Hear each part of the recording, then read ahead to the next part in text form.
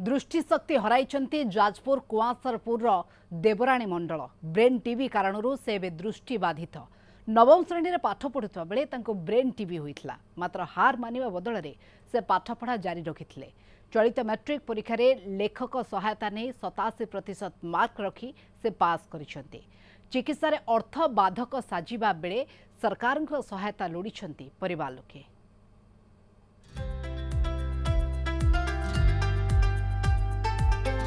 ए हेउछन्ति जाजपुर पौरपालिका कुआसरपुर गाँवर देवराणी मंडल।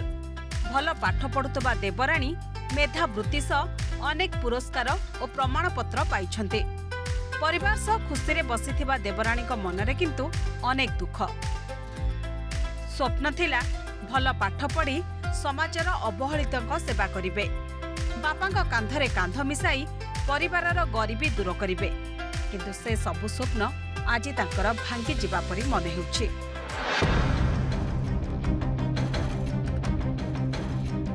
नवम श्रेणी रे पाठ पढ़ुवा बेले ब्रेन टीबी रे आक्रांत होई से दृष्टिशक्ति हराइछन्ति, तथापि भांगी पड़ी नाहांती। पाठ पढ़ी आगको बढ़िबाकू मनरे साहस जुटाइछन्ति।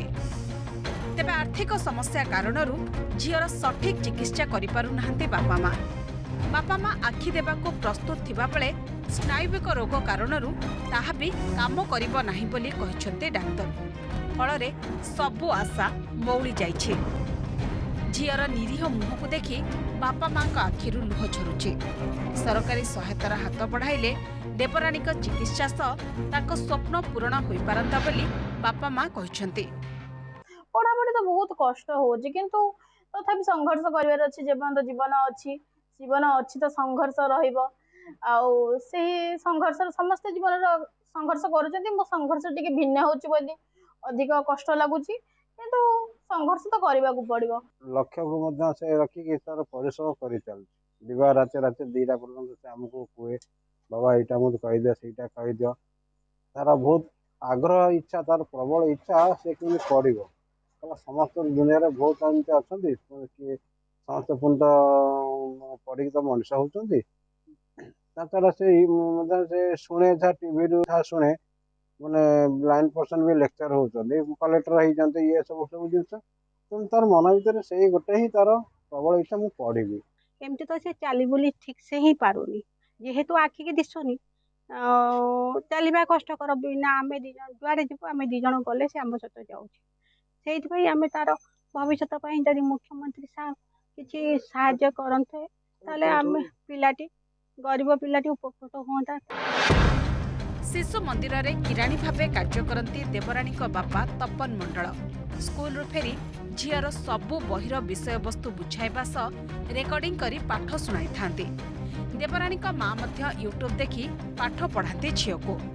दृष्टिशक्ति हराइथिले भी सबु शुणी पाठ पढ़ती देवराणी। तेबे दृष्टिशक्ति हराइथिबा कारणरू मैट्रिक परीक्षा न देबाकू देवराणी को परिवार लोके कहिथिले। प्रश्न पढ़ी उत्तर लिखिबा सामर्थ्य नथिबारु जिला प्रशासन को गुहारी करथिले। नवम श्रेणी छात्र को लेखक सहायक भावे सहायता नहीं परीक्षा देइथिले देवराणी। सारा राज्य में दृष्टिबाधित छात्री भावे 87% मार्क रखी पास करथिले। शिशु मंदिरर मेधावी छात्री देवराणी को समस्त प्रकार सहायता करिवार प्रतिश्रुति दैछन्ति जाजपुर अतिरिक्त जिलापाल। अन्य केही सहायता करने को चाहूले यही नंबर रे जोगाजोग करिपारिबे।